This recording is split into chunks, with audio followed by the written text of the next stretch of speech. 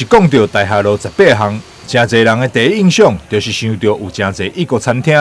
经济部商业司首度辅导品牌一条街，针对街区的品牌特色，甲在地驻地组织合作，整合线顶线卡推动行销活动，打造品牌一条街意象。第一档辅导对象就选定台南大厦路18巷意象一条街，以及高雄新乐街奶茶一条街。经济部商业司今年开始推动这个品牌一条街的计划，那我们今年就先选了2个，一个在高雄的奶茶一条街，另外一个就是我们成大商圈的18巷跟22巷的意象一条街。那我们知道这个街上有很多的异国餐厅哦，那也因为这个整个在学校周边商圈的一个形成，它其实有很深的一个文化底蕴跟一个商业聚集的一个非常重要的一个地方。那我们也希望说，借由这个品牌一条街，能够慢慢再去活络我们地方商业的一个活动哈。从商业发展的角度来讲，它是与时俱进的，所以我们长期所酝酿的那个文化底蕴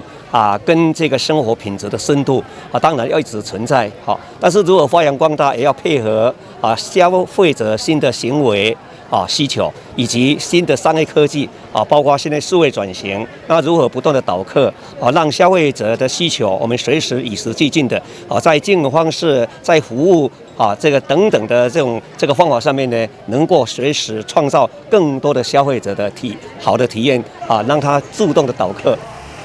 短短一条巷道，较有着超过10间的异国料理餐厅。民众对着商业司意象一条街的规划，拢表达支持。不管是意大利餐厅、日本餐厅，还是说是我们的这个泰式料理、中国餐厅，最好的选就是来到这里，这边人文荟萃的地方，所以它那个整个街道都是餐饮。那我们商研院来承办经济部的活动，就是希望能够来营造品牌一条街。当然，其实有异国料理的一个聚集的地方不多了所以这边是蛮适合来这边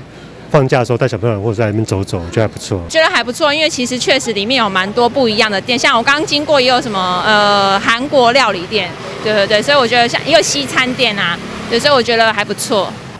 商业司今年推动品牌一条街辅导，首度结合街道品牌甲特色产业，在台南甲高雄总共集结超过50间的店家参与辅导甲联合行销。经济部商业司欢迎大家到品牌一条街行看看，体验台湾各地产业特色文化。台南新闻张硕维采访报道。